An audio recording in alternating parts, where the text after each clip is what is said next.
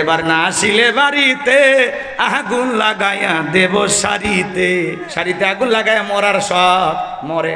ভাই যখন বিদেশে থাকে এলাকায় দেবরের আমদানি কমে না বাড়ে, ওরা স্লোগান দেয় ভাবি ভাইয়া তোমার বর আমি যে দেবর, ভেবে দেখো ভাবি কার কত দাবি। ভাই গেছে মালয়েশিয়া, আমরা তো দেশে আসি, আছে না নাই? ভাবি বিকাশ লাগলে বলবেন আমি আসি, ব্যাংকে টাকা তোলা লাগলে বলবেন আসি, বাজার করা লাগলে বলবেন আসি, ফুচকা খাওয়ার কথা মনে হলে একটা ফোন দেবেন আসি, তেঁতুল খাইতে মন চাইলে ভাবি বলবেন আমি আসি। কথা কয় না কেন? সুযোগ পাইলে ভাবির ঘরে ঢুকেলেও বলে ভাবি আপনার যে চেহারা দেখে মনে হয় না যে আপনি 2 বাচ্চার মা, মনে হয় এখনো আপনি বিশ্ববিদ্যালয়ের ছাত্রী। দেখে বলে তুমি শুধু এই কথা বলো, তোমার ভাই তোমার দিকে তাকাই না। বলে সেই চোখ কি ভাইয়ের আছে? কথা কোন ঠিক না? জবাব দিবেন ঠিক ঠিক, আলোচনা হবে কমপ্লিট, শ্রোতাদের স্পিরিটে বারে বক্তার হিট, আলোচনা হবে জায়গা মতো ফিট। কিছু আজ প্যান্ডেলে, কিছু আজ অ্যাঙ্গেলে, জ্ঞানী লোকের জন্য ইশারায় যথেষ্ট। কথা বলে ঠিক না? অনেক মাহফিলে গেলে বলে হুজুর ওয়াজ যা করবেন করবেন, খবরদার রাজনীতির কোনো আলোচনা করবেন না। আপনারাই বলেন তো আমার বাড়ি কোন জেলা?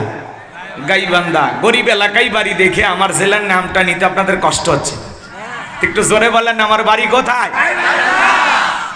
আমি আসছি কোন জেলায়? কুষ্টিয়ায়। বিশ্বাস করেন আমি গাইবান্ধা থেকে আপনাদের এলাকায় এসেছি শুধুমাত্র কোরআনের কথা বলার আশায়, এছাড়া আমার আর অন্য কোনো উদ্দেশ্য নাই। আর গাইবান্ধা থেকে এসে আপনাদের এলাকায় রাজনীতি করে আমার কোনো লাভ আছে? আগামী নির্বাচনে এলাকার মহিলা মেম্বার পদেও দাঁড়ানোর কোনো চান্স আছে? তাহলে আমি কেন এখানে রাজনীতি করব? যদি করাই লাগে নিজের জেলা গাইবান্ধায় করবো। কথা বলেন ঠিক কিনা? এই জন্য আপনার টেনশন মুক্ত থাকবেন। আমি আপনাদের কথার সাথে একমত। আমি বাংলাদেশের রাজনীতি কোনো দলের বক্তা না, আমি রাজনীতিক কোনো বক্তব্য দেব না। I will not see any political word because I am not a leader of any political party. কারণ এখানে সব দলের লোক আছে না নাই? এখানে বসে আছেন আওয়ামী লীগ, বিএনপি, জাতীয় পার্টি, জামাত ইসলাম, জাসদ, বাসদ, চরমনা, আরশিদ, আমলাকে, ফুরফুরে, হাটাজারি, ওলামা নিজামা, তাবলিগ, পাবলিক, ওলামা লীগ, গণতন্ত্র, গণফোন, সুসমাজ, বিকল্পধারা, এলজিবিটি, নাগরিক শক্তি, পিপল সোসাইটি, 4 দল, 14 দল, 8 দল, 19 দল, 20 দল, অবস্থান বিএনএ, বাংলাদেশ কংগ্রেস এ পর্যন্তই থাক। আবার ভিপি নুরের আছে গণ অধিকার পরিষদ, তৈমুর চাচা খুলেছিল তৃণমূল, বিএনপি, চাচা এখন পথে পথে কান্দে। এত দলীয় লোক যেখানে, আমি কি বোকা দলীয় আলোচনা করব? এই দিক থেকে যদি একটা দলের লোক গুতা মারে, ওই দিক থেকে আর একটা দলের লোক থানা টেলিফোন করে, আমি হুজুরের অবস্থা ভালো না খারাপ? অতএব আজকের মাহফিলে বাংলাদেশের রাজনীতি নিয়ে কোন আলোচনা করা হবে? বলেন বাংলাদেশের রাজনীতি নিয়ে কোন আলোচনা করা হবে না। তবে হ্যাঁ, আমি যদি কোনো রাজনীতিক বক্তব্য দেই, এই পৃথিবীর শ্রেষ্ঠ রাজনীতিবিদ, শ্রেষ্ঠ রাষ্ট্রনায়ক, শ্রেষ্ঠ রাষ্ট্রপতি, শ্রেষ্ঠ সেনাপতি, শ্রেষ্ঠ বৈজ্ঞানিক, শ্রেষ্ঠ দার্শনিক, শ্রেষ্ঠ বাবা, শ্রেষ্ঠ নানা, শ্রেষ্ঠ স্বামী, শ্রেষ্ঠ আদর্শ, শ্রেষ্ঠ মহামানব রহমাতুল আলামিনের মদিনার আদর্শের রাজনীতির কথা বলবো। আমি যদি কোনো রাজনৈতিক বক্তব্য দেই, খলিফাতুল মুসলিমিন, আমিরুল মুমিনিন, হযরত ওমর ফারুকের আদর্শের রাজনীতির কথা বলবো। সেই ওমর ফারুক আল্লাহর জমিনে আল্লাহর আইনকে প্রতিষ্ঠিত করতে গিয়ে নিজের কলিজার টুকরা ছেলেকে পর্যন্ত ছাড় দেয় না। কথা বলেন ঠিক কিনা? সেই মদিনাওয়ালার আদর্শের রাজনীতির কথা শোনার পরে আপনার যেন আবার চুলকানি আরম্ভ না হয়। কারণ কোরআন হাদিসের হক কথা সবার পেটে হজম হয়? আপনারাই বলেন তো, সুদ করে সামনে যদি সুদের বিষয়ে আলোচনা করা হয়, ও কি কুষ্টিয়া শহর থেকে মিষ্টি নিয়ে এসে বলবে হুজুর হ্যাঁ করেন একটু মিষ্টি খান? নাকি বলবে এই হুজুর এসে সুদের ওয়াজ কইরা আমার সুদের ব্যবসায় লাল বাতি জ্বালাইছে? কথা বলে ঠিক কিনা? যারা সুদ খায়, ঘুষ খায় দুর্নীতি কইরা ভরি 26 মাসের গর্ভবতী বানাইছে।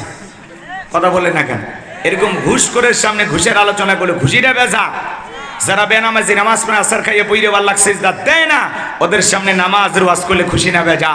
যে সমস্ত মা বোনেরা বোরকা পরে না, পর্দা করে না, বুকে ওড়না পর্যন্ত নেয় না, জিন্সের প্যান্ট গেঞ্জি পরে রাস্তা দিয়ে হাইটে যায়, পিছন দিক দিয়ে তাকালে মনে হয় 2টা সুবেরি গাছ দাঁড়িয়ে আছে, এরকম বেহায়া বেপর্দা নারীর সামনে পর্দার আলোচনা করলে খুশি না বেজা।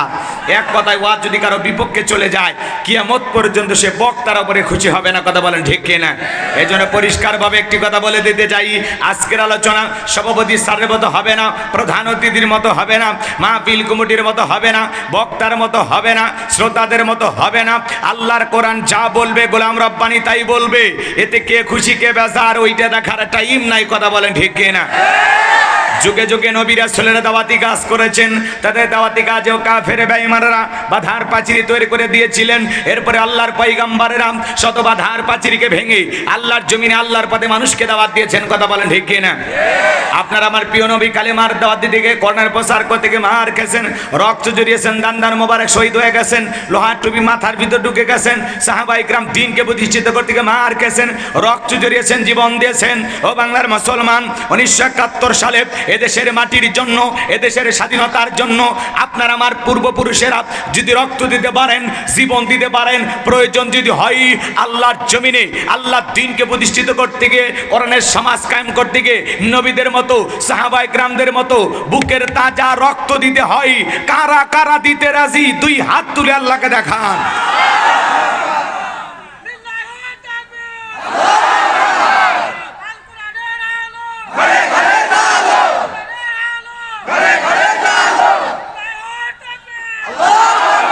সোজা করেন, টান টান করে তোলেন। আমি কি হাত নামাইতে বলেছি? ওই যে মাঝে মাঝে হাত ব্যাকা করে তুলেছেন। দুই হাত সোজা করার শক্তি না। আপনি পুরুষ মানুষ, দুধ ডিম ভিটামিন ক্যালসিয়াম মাঝে মাঝে কিনে খাবেন, একেবারে দুর্বল হলে চলতে পারবে না। হাত সোজা করেন, সোজা করেন। লিল্লাহে তাকবীর। আমার আল্লাহ রাব্বুল আলামিন বলেন, ইন্নাল্লাহা আশতারা মিনাল মুমিনিনা আনফুসাহুম ওয়া আমওয়ালাহুম বিআন্না লাহুমুল জান্নাহ। সূরা তাওবার 111 নম্বর আয়াতে আল্লাহ পাক জানিয়ে দিলেন, নিশ্চয়ই মুমিন বান্দাদের জান মাল আমি আল্লাহ ক্রয় করে নিয়েছি, বিনিময়ে দেব জান্নাত। বলুন সুবহানাল্লাহ। তাহলে বলেন তো বাজান, আপনার আমার জীবনের মালিক কে? এ কুষ্টিয়ার যুবকেরা ভালো করে বলো তো, এই জীবনের মালিক কে? প্রেম করবার প্রেমিকাকে পার্কে নিয়ে যা ডায়লগ দিবা, এ জীবন তোমার, তুমি শুধু আমার। ওরে হাইব্রিড যুবক, এই জীবনের মালিক কে? আপনার আমার সম্পদের মালিক কে? আল্লাহর দেয়া জীবন, আল্লাহর দেয়া সম্পদ আল্লাহর পথে খরচ করতে রাজি আছেন তো মুসলমান? রাজি আছেন তো ইনশাআল্লাহ? রাজি আছেন তো ইনশাআল্লাহ? বাম হাত নামান, শুধু ডান হাত তুলে রাখেন। আল্লাহ রাব্বুল আলামিন বলেন, ইল্লা সাহাবাল ইয়ামিন ফি জান্নাতি ইয়াতাসাআলুন। ডানপন্থী যারা জান্নাতের বাগানে থাকবে তারা, ডানপন্থী যারা আল্লাহর প্রিয় তারা। বলেন আল্লাহু আকবার। কোনো কথা হবে না। কিছুক্ষণ আগেই বলেন হুজুর জীবন দিতে রাজি, রক্ত দিতে রাজি। আপাতত জীবন রক্তর দুইটার কোনোটাই দেয়া লাগবে না। ডান হাতটা পকেটের ভিতর ঢুকা দিয়ে আমি মুসাফির আপনাদের কাছে আপত্তি করতেছি যে যতটুকু পারেন প্রাণ ভরে এই তাফসীর মাহফিল বছরের পর বছর টিকে থাক, কিয়ামত পর্যন্ত টিকে থাক। যারা চান মুসাফিরের কথা শুনে যতটুকু পারেন দান করবেন। সোজা ডান হাত পকেটে দেন, নিজের পকেটে হাত দেবেন, অন্য কারো পকেটে হাত দিয়ে পকেট মেলে মাই খাবেন না। সবাই পকেটে হাত দেন, আমিও দিচ্ছি, দেন সবাই পকেটে হাত দেন। 2 মিনিট ঘড়ি ধরে 2 মিনিট, এরপরে আমি আলোচনায় চলে যাব। কোনো কথা হবে না, কোনো কথা হবে না। দেরিতে উঠে দিয়েছে কর্তৃপক্ষের ভাইরা বলতেছে হুজুর অনেকে আসতেছে না, আপনি আসার পরে বসে গেছে, একটু যদি দেয় যে যতটুকু পারেন সহযোগিতা করবেন। সবাই পকেটে হাত দেন। 10, 20, 50, 200, 100, 500, 2, 4, 5, 10,000 যে যা পারেন আল্লাহর হস্তে পকেটে হাত দিয়ে প্রাণ ভরে টাকা দান করেন। খবরদারকে যেন আবার বিড়ি ম্যাচ দিন না। 2014 সালে ওয়াজ করতে গেছিলাম রংপুর তারাগঞ্জ, ওই জায়গায় কালেকশন চলতেছিল। একজন ব্যাগের ভিতর দিয়েছিল 2 প্যাকেট বিড়ি, দিয়ে লিখে দিয়েছে 1 প্যাকেট মাহফিল কমিটির আর 1 প্যাকেট বক্তার। কত বড় দুষ্ট, চিন্তা করেন। সবাই পকেটে হাত দিয়ে যে যা পারেন দেন। আল্লাহর রাস্তায় আল্লাহ সবাইকে দান করে তৌফিক দান করুন। জোরে বলুন আমিন। আরো জোরে বলুন আমিন। সবাই পকেটে হাত দেন, সবার পকেটে হাত দেন, যে যা পারেন আল্লাহর রাস্তায় পকেটে হাত দেন। ছেলেপেলে যারা আসো ব্যাগ নিয়ে, রুমাল নিয়ে, চাদর নিয়ে, যার কাছে যা আছে তাই নিয়ে মাঠে নামো, খেলা হবে। সবাই প্রাণ ভরে দান করেন। মহিলা প্যান্ডের লোকজন পাঠায় দেন। যারা দাঁড়িয়েছেন সবার কাছে যাবেন। আমি মুসাফির, আমার হাতে 2,500 টাকা, 1000 টাকা যারা দেবেন একটু মেহরবানি করে তাড়াতাড়ি দেন, সময় কম। আগামী বছরের জন্য যারা প্রতিশ্রুতি দিবেন, হুজুর আমি 1000 দেবো, আমি 2000 দেবো, আমি 500 দেবো, লেখায়া দিতে পারেন। আগামী বছরের জন্য যারা দান করবেন হাত তোলেন। কি নাম বলেন, কি নাম? মধু ভাই 10,000 টাকা। জোরে বলেন মারহাবা। আল্লাহ তাআলা রব্বুল আলামিন তোমার বান্দা খায়রুল ইসলাম মধু নাম, বাপের বেটার মত করছে খান কাম, 10,000 টাকা করলো দান। আল্লাহ রহমান দানের খবর মদিনায় পৌঁছায় দেন। এ দানের ছেলেকে লক্ষ লক্ষ টাকার মালিক বানায় দেন। দুনিয়া আখিরাতে ইজ্জত সম্মান বাড়ায় দেন। জোরে বলেন আমিন। আসেন আসেন দরদিরে আমার, দিয়া ধন বজে মন, কেড়ে নিতে কতক্ষণ, নদীর কোল ভাঙে কোল করে, এই তো নদীর খেলা। সকালবেলা টাকাওয়ালা তুই, ফকির সন্ধ্যাবেলা। হৃদয় ভাই তার জন্য দোয়া না করে কেমনে গাইবান্ধায় যায়। আগামী বছরের জন্য 2,000 টাকা। জোরে বলেন মারহাবা। আল্লাহ দানটা কবুল করো, বড় দানে শামিল করো। তোমার এক বান্দা মনের মধ্যে জান্নাত পাওয়ার ধান্দা, নগদে 1,000 টাকা। জোরে বলেন মারহাবা। ভাই 1,000 টাকার নোট কারো কাছে নাই? বাংলাদেশের বড় নোটটা একটু নিয়ে আসেন না সোনা ভাই, একটু দিল থেকে দোয়া করে দেব। আসেন আসেন, 1,000 টাকা কে দিবেন একটু মেহরবানি করে তাড়াতাড়ি চলে আসেন। 1,000 টাকার নোট তাড়াতাড়ি নিয়ে আসেন, আমি আলোচনায় চলে যাই। ভাই বাকিতে আগামী বছর দেওয়ার মতো 500 টাকা, 1000 টাকা প্রতিশ্রুতি 2, 4, 5, 10,000 দেওয়ার মতো আর কেউ আছেন আগামী বছর? হাফেজ তরিকুল ইসলাম নাম খালি হুজুরেরা নেয় না, হুজুরা দেয় ও মার হাবা কর। এই যে আল্লাহর বান্দা ইমাম, আহারে কত সুন্দর নাম, হাফেজ তরিকুল ইসলাম, বাপের বেড়ার মতো করছে একখান কাম। আগামী বছরের জন্য 500 টাকা জোরে বলেন মার হাবা। আগামী বছরের জন্য জিয়াদ ভাই, দক্ষিণ মনোহরপুর গ্রাম, আল্লাহর বান্দা 1000 টাকা জোরে বলেন মার হাবা, আল্লাহ কবুল করেন। আর কে আছেন? দেন, দিলে দেন, না দিলে আলোচনায় চলে যাবে, আর কষ্ট দেওয়া যাবে না। হয়ে গেছে, যা পারেন দেন ভাই, বাকিটা আল্লাহকে দেওয়ার মতো কেউ আছেন? মা বোনদের ভিতরে কালেকশন চলতেছে, মা বোনেরা প্রাণ ভরে টাকাগুলো দান করেন, আর এই টাকাগুলো মঞ্চে নিয়ে আসেন। সব টাকা এক জায়গায় করছেন, পাইছেন? হ্যাঁ, খুশি না বেজা? ঠিক আছে, নিয়ে নেন, এগুলো নেন। সামনে টাকা থাকলে ওয়াজ হবে না, মনে হবে এটা আমার টাকা, পকেটে তুলে। হ্যাঁ, সবাই একটু মেহেরবানি করে দেন। পানির বোতল টোতল এখানে রবিউল ইসলাম 1000 টাকা। আপনারা যারা দিবেন ভাইদের কাছে নাম লিখে দেন, ভাই আগামী বছর দিবেন। সভাপতি বাজান দিয়ে দিছে না, আগামী বছর 2000। আপনি সভাপতি থেকে কি লাভ? হ্যাঁ, সভাপতি যদি 2000 দেয়, আমাকে সভাপতি বানাবেন, প্রত্যেক বছর পোস্টারে আমার নাম দেবেন, আমি 5-10 হাজার যা পারি পাঠাবো। সভাপতি মানে সবার ওপরে, সভাপতির কলিজা থাকবি কত বড় জানেন? বিশাল বড় কলিজা হলে সভাপতি অনেক জায়গায় কয়েক লাখ টাকা দেয়। এই যে গত কয়েকদিন আগে নওগাঁ শহরে মাহফিল করলাম, সভাপতি দিয়েছে 6 লাখ টাকা। এখানে নাই, প্রতিষ্ঠান নাই, কম করে দেন। তাই বলি এত কম দিবে? দেবে 5,000 না 10,000 আগামী বছর। কষ্ট পাইলেন? আগামী বছর জনাব মোহাম্মদ জাহিদুল হক বিপু সাহেব নাকি এনি তো, আগামী বছরের জন্য 5,000 টাকা জোরে বলেন মার হাবা। আল্লাহ হায়াত বাড়া দেন, জিন্দিগির গুনাহগুলো মাফ করে দেন। আর যে খারুল ইসলাম মধু ভাই, উনি হচ্ছে প্রয়োজনে, তাই না? ওনাকে তো প্রয়োজন, মধু তো খাবার সবারই মন চায়। হ্যাঁ, উনি কে নামে মধু ভাই, এ চা না রে বেটা, চা লাগবে না, ময়না চা লাগবে না, পানি হইলে হবে বাবা, আমরা গরিব মানুষ, অত চা খাই না রে। হ্যাঁ, সবাই একটু দিয়েছে, ঠিক আছে, বসেন। রাত অনেক হয়েছে, এখন আমি আপনাদের সরাসরি আলোচনা নিয়ে যেতে চাই, কথা বাড়াবো না। 12:30 পর্যন্ত আমি আলোচনা করব। এখন যা বাজে বাজুক, একটু কি ধৈর্য নিয়ে আমার একটু 1 ঘন্টা সময় দেওয়া যাবে না বাজা? দেয়া যাবে। এরপরে যদি আপনারা ধৈর্য নিয়ে বসেন, আরো সময় বাড়াবো, লাফালাফি করা হবে না, একটু সময় দেন, যদি ভালো লাগে সময় বাড়াবো, আর না হলে এর মধ্যেই আমরা দোয়া করে দেবো ইনশাল্লাহ। যে সুন্দর বাতাস বইতেছে, তাই না? ভালো তো, পরিবেশটা ভালো তো, নাকি বলেন? তো ঠিক আছে, 12:30 পর্যন্ত কারা কারা থাকবেন না 2 হাত তোলেন। ওই যে দেখেন তো হাত তুলছে অনেক, আপনারা থাকবেন না?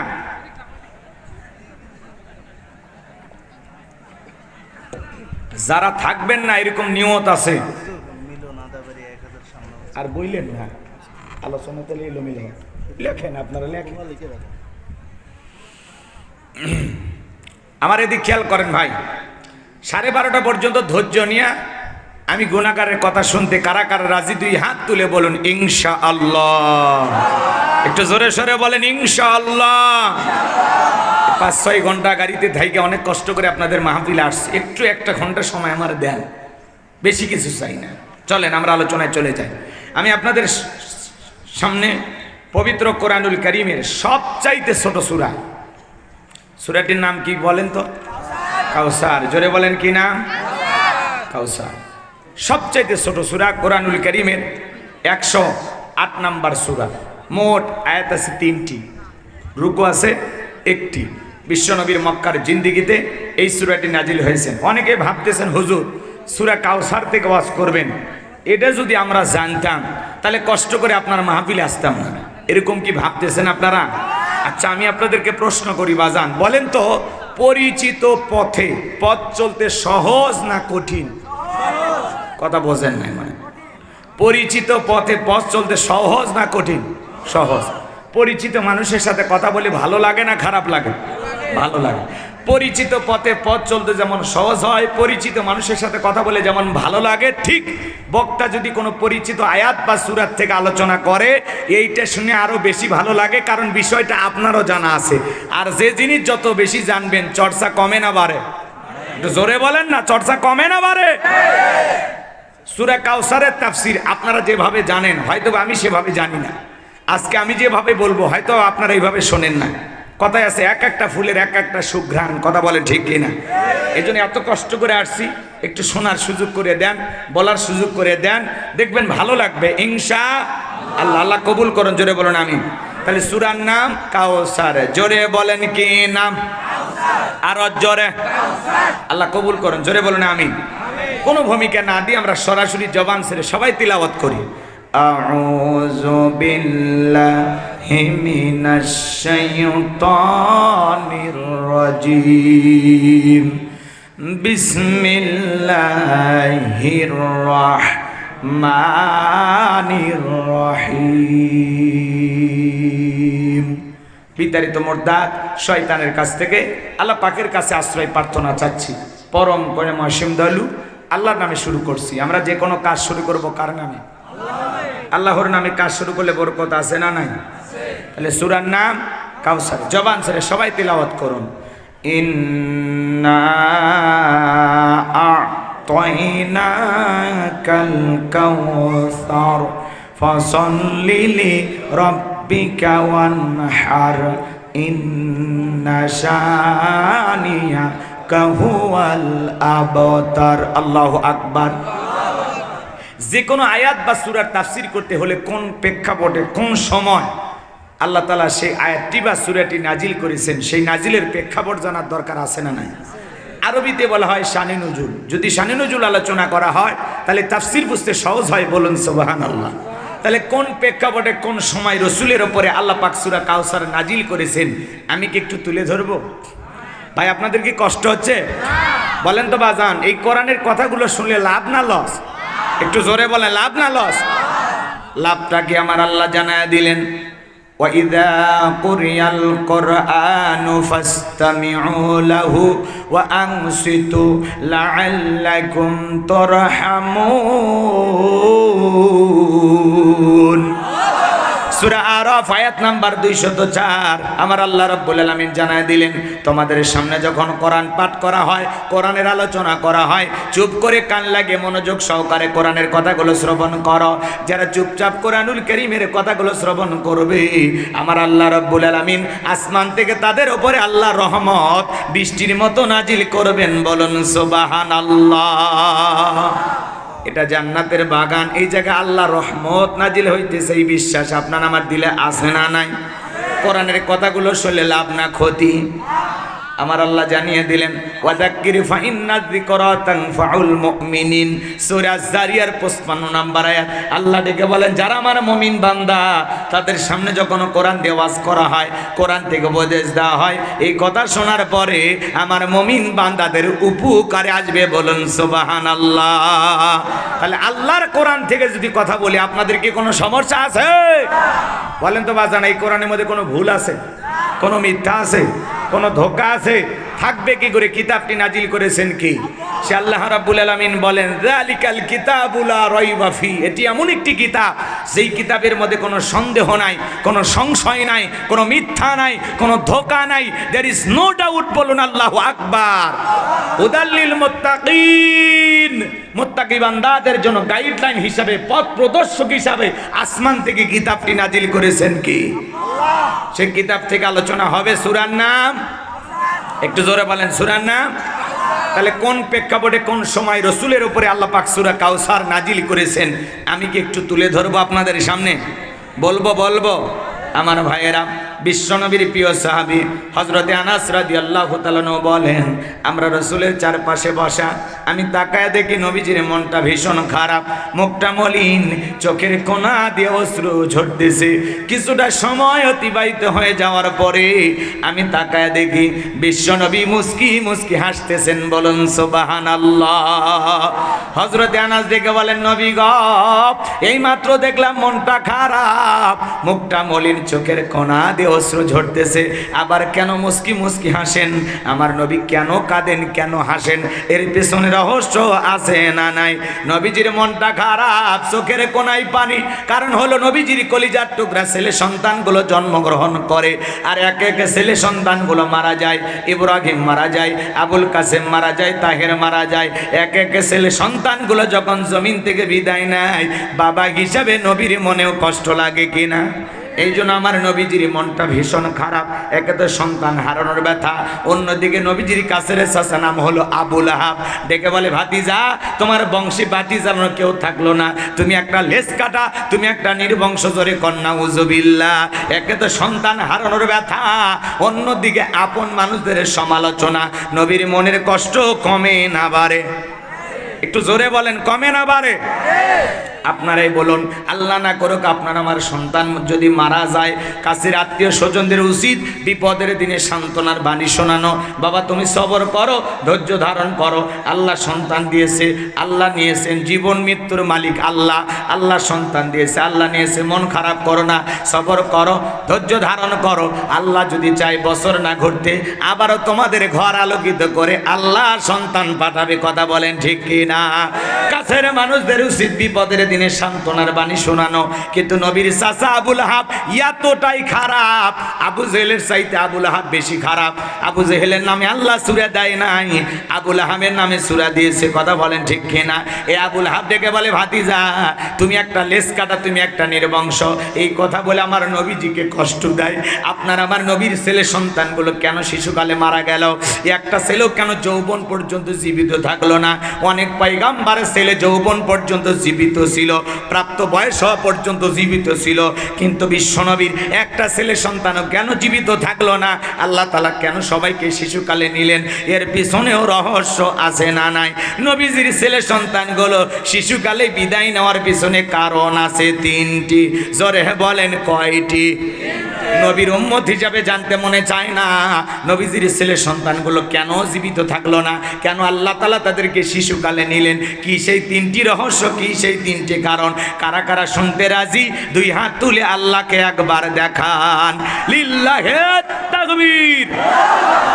আপনার ভাইয়েরা আমার, কি সেই তিনটি রহস্য, কি সেই তিনটি কারণ? যদি আমি আলোচনা শুরু করে দেই তাহলে আমার 3 নাম্বার আয়াতের আলোচনা করা লাগবে। আমি কি 1 নাম্বার আয়াত বাদ দিয়ে 3 নাম্বারে যাব, নাকি আস্তে আস্তে শুরু করা যাক? ধৈর্য আছে তো ভাই? নবীর সম্মান মর্যাদা আপনাকে আমাকে জানতে হবে। কেন রসুলের ছেলে সন্তানগুলো জীবিত থাকলো না, মারা গেল? আমার ভাইয়েরা, অবশ্যই আমি আপনাদের সামনে তুলে ধরবো। গভীর মনোযোগ দিয়ে কথাগুলো শুনবেন। একে তো সন্তান হারানোর ব্যথা, অন্যদিকে আপন মানুষদের সমালোচনা, ব্যথিত হৃদয়, অন্যদিকে সাহাবায়ে কেরাম যারা ইসলাম ধর্ম গ্রহণ করে, কাফের বেঈমানরা তাদের উপর নির্যাতন জুলুম চালায়। হযরত বেলাল তখনও কালেমা পড়ে মুসলমান হন নাই। বিশ্বনবী দারুল আরকামে বসা, রাত্রিবেলায় হযরতে বেলাল বিশ্বনবীর দরবারে উপস্থিত হয়ে গেলেন। নবীজির চেহারা মোবারকের দিকে তাকাইয়া ডেকে বলেন, নবী গো, আপনার চাইতে সুন্দর মানুষ আমি জীবনে কোনোদিন দেখি নাই। আপনার আমার নবী কতটা সুন্দর ছিলেন জানেন? হযরতে জাবের রাদিয়াল্লাহু তাআলা আনহু বলেন, পূর্ণিমার রাত আমি রাসূলের বাড়িতে গিয়েছিলাম, সেদিন দেখেছিলাম চাঁদ উদয় হয়েছে 2টা, একটা চাঁদ আসমানে আর একটা চাঁদ জমিনে। হযরতে জাবের রাদিয়াল্লাহু তাআলা আনহু বলেন, আমি একবার আকাশের পূর্ণিমার চাঁদের দিকে তাকাই আর একবার বিশ্বনবীর চেহারার দিকে তাকাই। হযরতে জাবের রাদিয়াল্লাহু তাআলা আনহু বলেন, ওই আকাশের পূর্ণিমার চাঁদের চাইতে আমার নবীকে আমার কাছে বেশি সুন্দর মনে হয়। আপনার আমার নবী কতটা সুন্দর ছিলেন জানেন? আম্মা জান আয়েশা বলেন, যারা ইউসুফ নবীর চেহারার দিকে তাকাইয়া ফল কাটতে গিয়ে আঙ্গুল কেটে ফেলে দিয়েছিল, ওরা যদি বিশ্ব নবীর চেহারার দিকে তাকাইতো, শুধুমাত্র আঙ্গুল নয়, আঙ্গুল কাটতে কাটতে, হাত কাটতে কাটতে কখন যে নিজের কলিজা কেটে দুফা করে দিত, মুহূর্তের জন্য টের পাইতো না। আপনার আমার নবী এতটাই সুন্দর। আম্মা জান আয়েশা আরো ডেকে বলেন, ও দুনিয়ার মানুষ, তোমাদের একটা সূর্য আছে, আমি আয়েশার একটা সূর্য আছে। তোমাদের সূর্য উদয় হয় দিনের বেলায়, আমি আয়েশার সূর্য উদয় হয় রাতের বেলায়। আল্লাহু আকবার বলেন। আম্মা জান আয়েশা একদিন সেলাইয়ের কাজ করতেছিলেন, হাত থেকে সুইটা পড়ে গেছে, বাতিতে কোনো তেল ছিল না, বাতি জ্বালাইতে পারলেন না, অপেক্ষায় বসে থাকলেন। বিশ্বনবী যখন এশার সালাত আদায় করার পরে ঘরের ভিতরে প্রবেশ করলেন, সর্বপ্রথম আমার নবীজি ঘরে ঢুকে তার প্রিয়তমা স্ত্রী আম্মা জান আয়েশাকে সালাম দিলেন। নবীজি ঘরে ঢুকে স্ত্রীকে কি দিলেন? কথা কয় না কেন? বিশ্বনবী ঘরে ঢুকে তার স্ত্রীকে সালাম দিলেন। এই আমল উম্মতের ঘরে থাকার দরকার আছে না নাই? ঘরে ঢুকে বিবিকে সালাম দিবেন, আসসালামু আলাইকুম রহিমা, কেমন আছো সোনা? ঘরের দরজাটা খোলো না, আমি তোমার লিটনের বাপ, তোমার দিওয়ানা। বউ খুশি হয়ে দরজা খুলবে, কথা বলেন ঠিক কিনা? কিন্তু আমাদের ব্যবহার এত ভালো না, এত মিষ্টি কথা আমরা বলতে পারি না। রাগান্বিত হয়ে ঘরের দরজায় ডাক দেয়, এ রুবেলের মা, এ দরজা খোল, বেশি দেরি হলে দরজা ভাঙ্গা ফেলে দিয়া তোর পিঠের ওপর আজ কি যে হবি রে। ভিতর থেকে বউ বলে, এটা স্বামী না, সেকেন্ড আজরাইল। কথা কন ঠিক কিনা? আমার ভাইয়েরা, বাড়িতে যা মিষ্টি ব্যবহার করবেন, বউকে প্রথমে সালাম দিবেন। লোকজন যদি না থাকে, বইয়ের হাতটা ধরে মুসাফা করবেন। কার হাত? এ যুবক, কার হাত? বইয়ের হাত, পাশের বাড়ির ভাবির হাত না, ধরলে ঝাঁটা দিয়ে পিটাবে। বইয়ের হাত ধরে মুসাফা করবেন। আর একেবারে যদি ময়দান ফাঁকা থাকে, কোলাকুলিও সেরে নেবেন। স্বামী স্ত্রীর মধ্যে যদি সালাম আদান প্রদান হয়, একে অপরের প্রতি ভক্তি, শ্রদ্ধা, বিশ্বাস, ভালোবাসা বেড়ে যায়। যে স্ত্রী আপনাকে যেই মুখ দিয়ে সালাম দিবে, ওই মুখ দিয়ে আপনাকে গালি দিতে পারবে না। আপনি যেই মুখ দিয়ে বিবিকে সালাম দিবেন, সেই মুখ দিয়ে গালি দিতে পারবেন না। কথা বলে ঠিক কিনা? স্বামী স্ত্রীর মধ্যে সালাম আদান প্রদান হলে আল্লাহর পক্ষ থেকে রহমত নাজিল হয়। বলুন আল্লাহু আকবার। আজকে ঘরে ঘরে শান্তি নাই, অশান্তি অশান্তি। কথা বলেন না কেন? সকালে বিয়ে করে বিকেলে তালাক দেয়, সন্ধ্যায় বিয়ে করে সকালে তালাক দেয়। দাম্পত্য জীবনে কোনো সুখ নাই, শান্তি নাই। কারণ হলো পারিবারিক জীবনে আমরা রসুলের সুন্নতগুলো ভুলে গেছি। দাম্পত্য জীবনে যদি সুখ পেতে চান, ভালোবাসাতে পেতে চান, রসুলের 4টা সুন্নত প্রত্যেকটা পরিবারে কায়েম করা লাগবে। এই 4টা সুন্নত যদি চালু থাকে, তাদের দাম্পত্য জীবনে কোনোদিন অশান্তি আসবে না, সম্পর্ক টিকে থাকার গ্যারান্টি। কথা বলেন ঠিক কিনা? সুন্নত মাত্র কয়টি? আরো জোরে কারা কারা শুনবেন? 2 হাত তুলে আল্লাহকে একবার দেখান, লিল্লাহে তাকবীর। হাত জামান বাজান গো আমার, কি সেই 4টি সুন্নত যদি আমি শুরু করে দেই, এখনই আলোচনা এলোমেলো হয়ে যাবে। আমাকে একটু সময় দেন, আপনারা একটু ধৈর্য নিয়ে বসেন, বাকি কথাগুলো বলবো ইনশাআল্লাহ। তাহলে ঘরে ঢুকে স্ত্রীকে সালাম দিবেন তো ইনশাআল্লাহ? কথা কয় না? এক যুবক বলতেছে, হুজুর সালাম দিতে গিয়ে শরম লাগে। আমি তখন বললাম, বিয়ে করছো? কয় কি বলেন হুজুর, 3টা সন্তানের বাপ আমি। কথা বোঝেন নাই মনে হয়, রাগ করেছেন? যুবক, তোমরা মন খারাপ করতেছো বাবা? তখন আমি বললাম, বউকে সালাম কি দাও? কয় হুজুর সালাম দিতে গিয়ে শরম লাগে। এটা বলেন তো, বউকে সালাম দিতে গিয়ে যারা বলে শরম লাগে, এটা শরম না শয়তানি? পায়ের পরে বাচ্চা হয়ে যায়, শরম লাগে না? সালাম আমল করতে গিয়ে শরম লাগে? কথা বলেন না কেন? দুষ্ট ছেলে আছে না? না, বউকে সালাম দিবেন, পারবেন তো ইনশাআল্লাহ? আজকে ঘরে যায় সালাম দিবেন, আসসালামু আলাইকুম। প্রথম সালাম দিলে বউ আবার টিটকারি মারবে, বাপ রে বাপ কারে সালাম দিলাম। যদি বলেন তোমারই দিলাম, বলবে কোন হুজুরের মুরিদ নিয়ে বাড়িতে ঢুকলা, সেদিনই তো মুখের গাছের কলা চুরি করলা। কথা কন ঠিক না? এজন্য বাজান গো আমার, স্বামী স্ত্রীর মধ্যে সালাম আদান প্রদান করবেন, দাম্পত্য জীবনে সুখ আর শান্তি পাবেন। কথা বলে ঠিক না? আজকে ঘরে ঘরে অশান্তি অশান্তি, শান্তি নাই। শান্তি পেতে হলে রসুলের সুন্নতি তরিকায় পরিবার সাজাইতে হবে। কথা বলেন ঠিক না? আমার ভাইরা চলেন সামনের দিকে যায়। কষ্ট হচ্ছে বুঝি আপনাদের? নবীজির কাছে হযরত বেলাল কথা মনে আছে না নাই? রাগ করতেছেন, কেমন নবীর উম্মত আপনি আমি জানি। এ বাজান গো আমার, বিশ্বনবী যখন সালাম দিয়ে ঘরের ভিতরে প্রবেশ করলেন, আম্মা জান আয়েশা ডেকে বলেন, নবীজির চেহারার আলোতে সুইটা কই পরে আছে আমি পরিষ্কার দেখতে পেয়েছি। আপনার আমার নবীর সম্মান মর্যাদা কত জানেন? এক জায়গায় যা বললাম, ভাই বলেন তো আমাদের নবীর নাম কি? বলে হুজুর আব্দুল কাদের জিলানী। পীর সাহেবের নাম মুখস্থ আছে, কিন্তু বিশ্ব নবীর নামটা বলতে পারে না। এরকম কপাল পরা উম্মত আছে না? না, নবীর সম্মান মর্যাদা কত জানেন? যে নবী হ্যাঁ বললে পুরো পৃথিবীবাসীর জন্য আল্লাহ পাক হালালে পরিণত করে দেয়, যে নবী না বললে পুরো পৃথিবীবাসীর জন্য আল্লাহ পাক হারামে পরিণত করে দেয়। যে নবী জমিনে পা তুললে মাওলা পাকের আরশে আজিমে পৌঁছে যায়, আসমানের চাঁদের দিকে ইশারা করলে চাঁদ দুই টুকরো হয়ে যায়। যে নবী ছাগলের স্তনে দুধ নাই, ওই স্তনে যদি হাত লাগায় দেয় দুধে পরিপূর্ণ হয়ে যায়। তো যে খাবার 2-3 জন মানুষ খাবে, ওই খাবারে বিশ্বনবীর হাত লেগে গেলে শত শত মানুষ খাবার খেয়েও যেমন খাবার তেমনি থাকে। বলেন সুবহানাল্লাহ। বিশ্বনবী যখন জমিনে পথ চলতেন আসমানের মেঘ এসে ছায়া প্রদান করতো। বলেন আল্লাহু আকবার। নবীজি যখন ঘেমে যেতেন নবীজির শরীরের ঘামগুলো আম্মা জেনেরা সুন্দর করে নিয়ে শিশির ভিতরে জমা রাখতেন। বিশেষ দিনে রাসূলের শরীরের ঘামগুলো সুগন্ধি হিসাবে ব্যবহার করা হতো। বলুন আল্লাহু